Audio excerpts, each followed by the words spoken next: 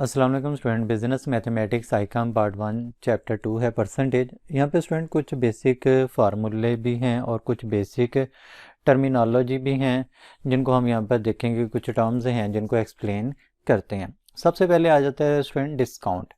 Discount ये वो रकम होती है जो हमें छूट दी जाती है, जो हमें डिस्काउंट दी जाती है। हम कोई चीज़ खरीदते हैं तो उसके ऊपर जो हमें डिस्काउंट मिलता है, जो हमें छूट मिलती है, जो हमें कम कीमत अदा करना पड़ती है, सिंपली हम उसको डिस्काउंट कह देते हैं। ये दो तरह का होता है, एक कैश डिस्काउंट होता है और दूसरा ट्रेड डिस्काउंट होता है। इन दोनों में बड़ी कन्फ्यूजिंग होती है कि सबसे पहले ट्रेड डिस्काउंट की बात करते हैं।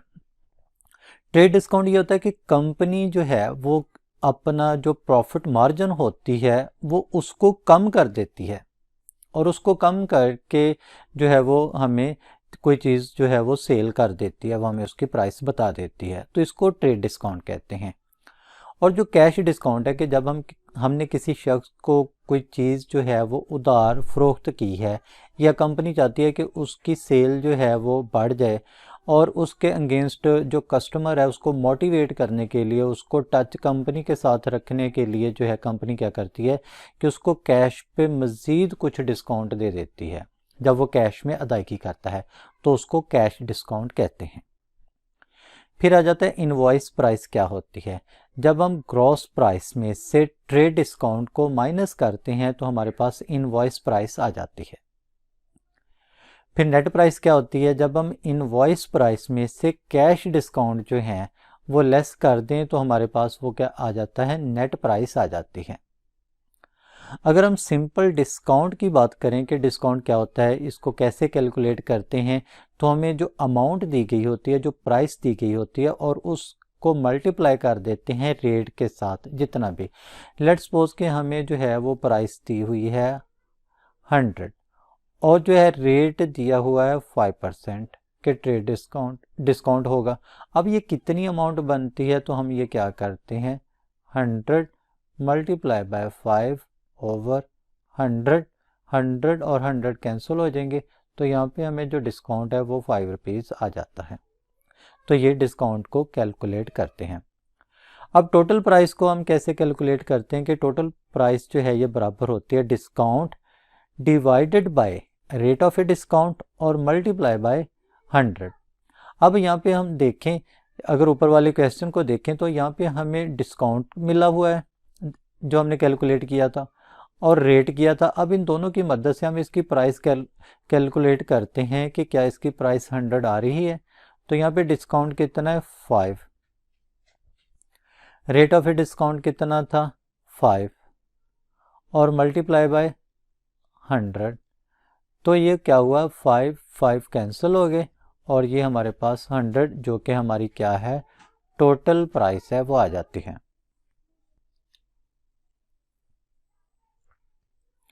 स्टूडेंट यहाँ पर आ जाता है कमीशन। कमीशन का जो फॉर्मूला है कि commission equal to total price multiply by rate, यानी कि कितनी प्राइस है। लेट्स सपोज कि हमारे पास प्राइस है 2000, कोई प्राइस थी और इसके ऊपर जो हमें जो है वो 10% कमीशन है तो 10% लिख लेते हैं। तो 2000 multiply by 10 divided by 100।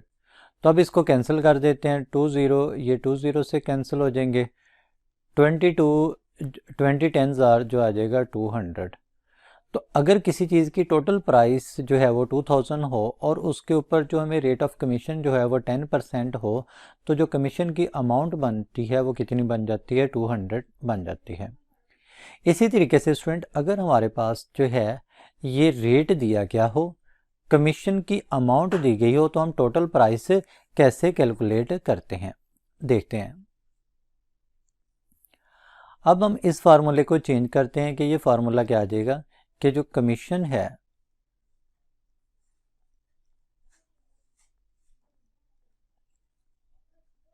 Divided by total price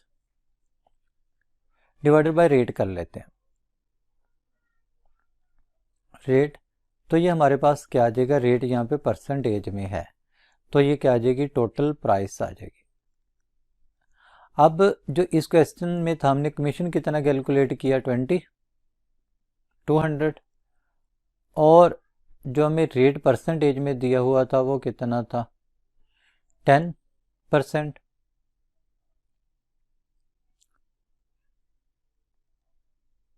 और ये हमने टोटल प्राइस जो थी कैलकुलेट करनी।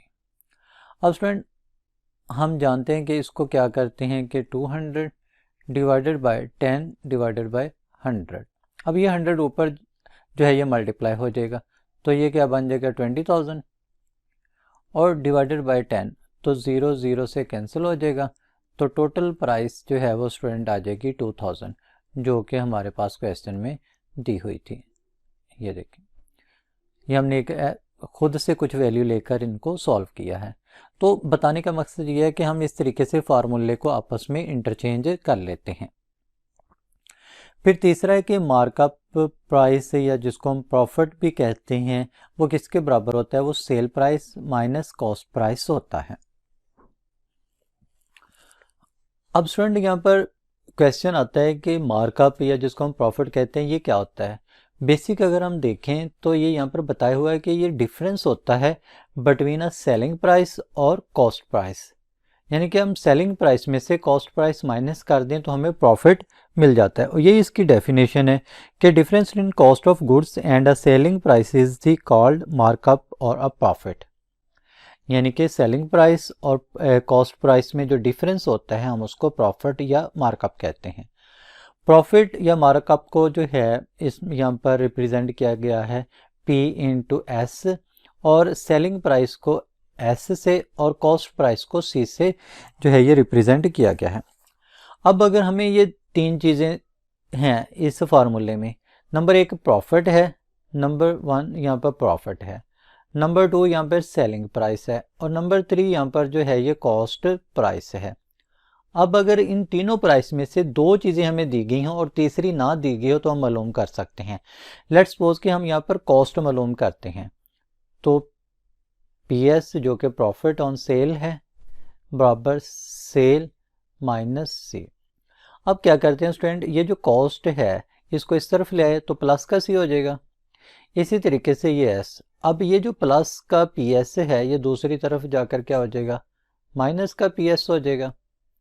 अब इन दोनों में S कॉमन आ जाएगा तो ये 1 माइनस P आ जाएगा। इसका मतलब क्या हुआ कि अगर हमने कॉस्ट मालूम करनी है, इसका मतलब ये हुआ कि जो कॉस्ट है वो बराबर होती है सेलिंग माइनस 1 माइनस P, जो कि हमारे पास क्या है, प्राइस है।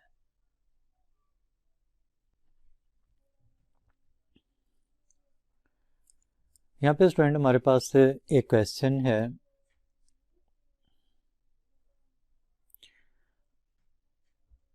रेडियो कॉस्ट, एक रेडियो की जो कॉस्ट है a manufacturer ₹120 to produce it, कि एक मैन्युफैक्चरर जो है एक रेडियो को बनाने का खर्चा जो वो आता है तो 120 रुपये है, and he sells it to a retailer, और वो अपने एक रिटेलर को इसको सेल करता है फॉर ₹150 पे। Find his markup percent on cost, यानी कि हमने इसकी जो मार्कअप परसेंट ऑन कॉस्ट है ये कैलकुलेट करनी है। अब जो चीज़ें हमें गिवन है वो लिख लेते हैं यहाँ पर।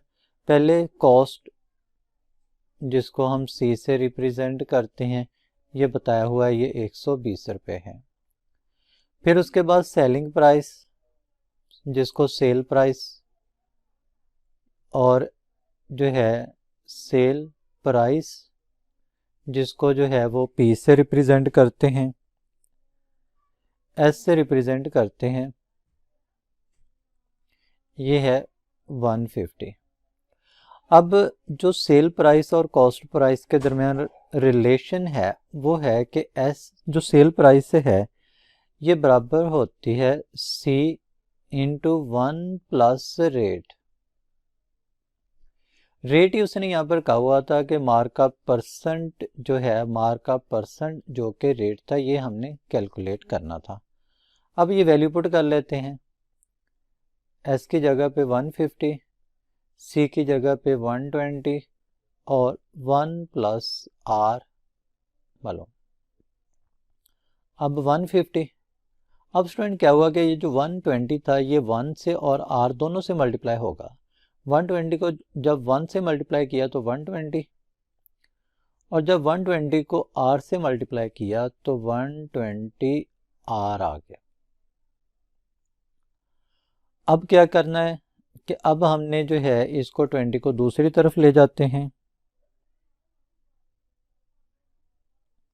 तो आ जाएगा 150 माइनस 120 और इक्वल टू 120 r। अब 120 में से जो है वो 150 में से 120 लेस कर देंगे तो क्या आ जाएगा 30, और ये क्या आ जाएगा 120 r आ जाएगा। अब r फाइंड आउट करने के लिए हम क्या करेंगे कि 120 को दूसरी तरफ डिवाइड कर देंगे, तो 30 डिवाइडेड बाय 120 और इक्वल टू क्या आ जाएगा r आ जाएगा। तो यहाँ पर जो है इसको 3 1s are 3 और 3 जो है ये 4s are 120 आ जाएगा। अब स्टूडेंट जैसा कि आप जानते हैं हमने रेट को परसेंटेज में करना था, तो साथ ही जो है इसको 100 से मल्टीप्लाई भी कर लेंगे। तो लिख लेते हैं 100 multiply by 1/4 equal to r। तो ये 4 1s are 4 और 4 25, तो साथ ही इसको यहाँ पे परसेंटेज 25 1s are 25% आ जाती है इसका रेट। तो ये क्वेश्चन सॉल्व होगा।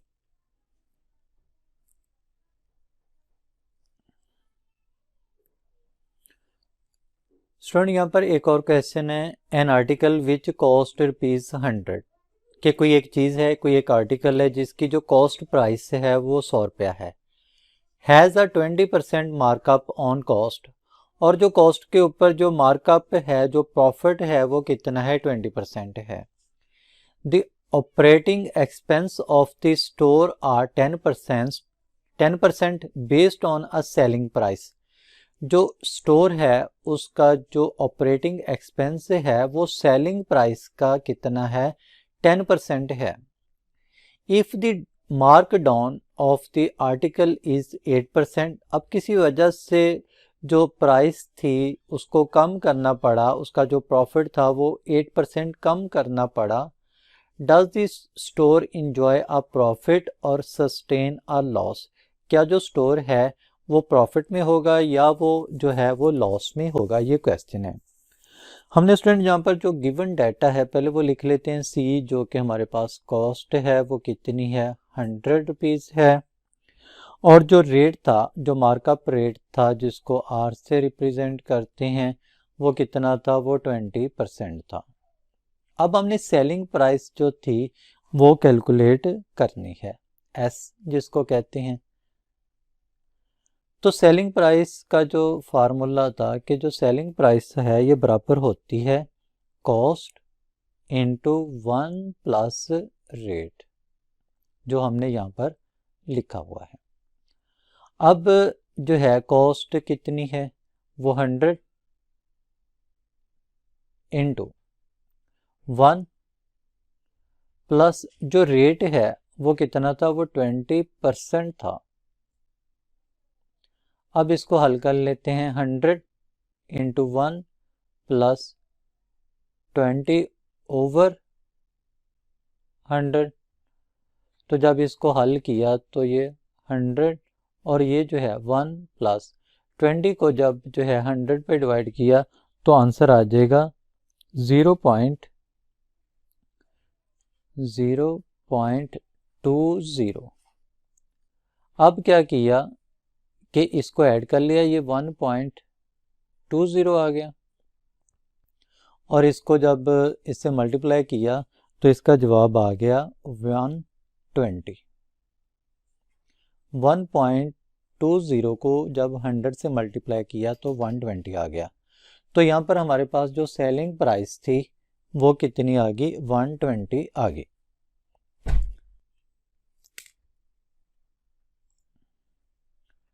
अब हमने स्टूडेंट इसके जो है वो ऑपरेटिंग एक्सपेंस कैलकुलेट करना है, वो कितना है। तो यहाँ पे बताया हुआ है कि जो ऑपरेटिंग एक्सपेंस है वो 10% किसके ऊपर है, सेलिंग प्राइस के ऊपर है। तो अब यहाँ पर क्या करते हैं, ये लाइन लगा लेते हैं कि ऑपरेटिंग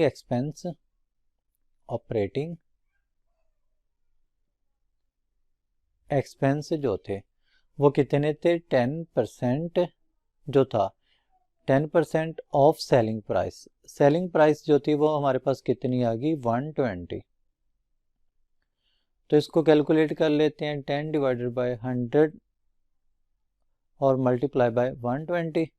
0 0 से कैंसिल हो गया, ये 0 इस 0 से कैंसिल हो गया, तो ये आ गया 12 आ गया। आप कैलकुलेटर से भी कर सकते हैं। तो ऑपरेटिंग एक्सपेंस हमारे पास कितने हैं, ये 12 रुपीज़ हैं। अब वो नेक्स्ट क्या कह रहे हैं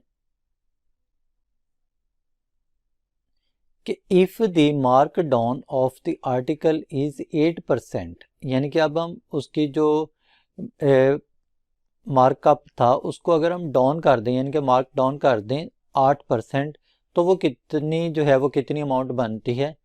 तो अब यहाँ पर हमने लिखना है कि जो इसका मार्क डाउन है वो कितना है, मार्क डाउन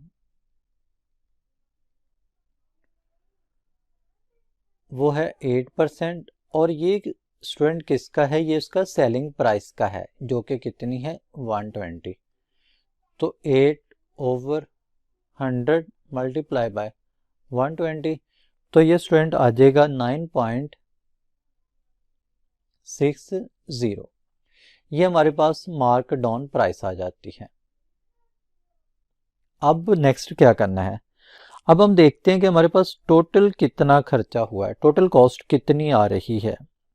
तो जो टोटल कॉस्ट आएगी, टोटल कॉस्ट ये बराबर आ जाएगी कॉस्ट जो उसकी आर्टिकल की असल कॉस्ट है प्लस उसके अंदर जो ऑपरेटिंग एक्सपेंस थे,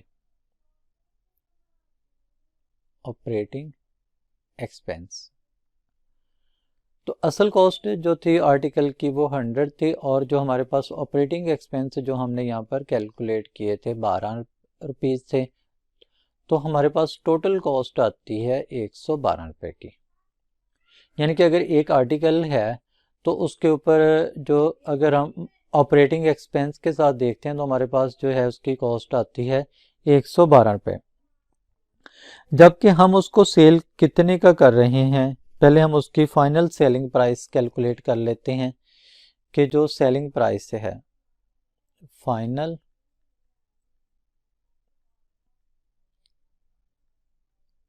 selling price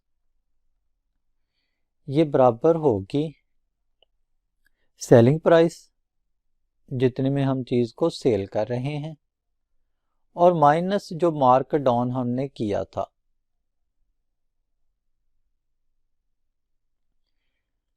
selling price student अभी हमने जो कैलकुलेट की थी वो कितनी थी, 120। ये हमने यहाँ पर कैलकुलेट की हुई है, माइनस जो मार्क डाउन प्राइस थी वो 9.6 था। तो अब यहाँ पर हमारे पास जो फाइनल कॉस्ट बनती है वो कितनी बन जाती है, वो बन जाती है 110.40। अब ये हमारे पास फाइनल सेलिंग प्राइस आती है, लेकिन हम इसको जो है जो पहले हमने सेलिंग प्राइस निकाली थी वो कितनी थी, 120 थी, 112 थी। तो इसको देखते हैं जो टोटल कॉस्ट थी। अब हमने ये बताना है कि क्या ये जो सिचुएशन है ये क्या हमारे लिए प्रॉफिटेबल है या नहीं है। तो उसके लिए जो है क्या करते हैं कि अब हमने दो चीज़ों को डिफरेंस से लेना है। नंबर एक कि जो इसकी सेलिंग प्राइस थी जो कि यहाँ पर कितनी थी, टोटल जो इसकी कॉस्ट आ रही थी वो 112 रुपये में थी, और हम इसको सेल कितने में कर रहे हैं, 110 पॉइंट जो है वो 40 में। तो इसके मुताबिक जो है वो 112 माइनस जो है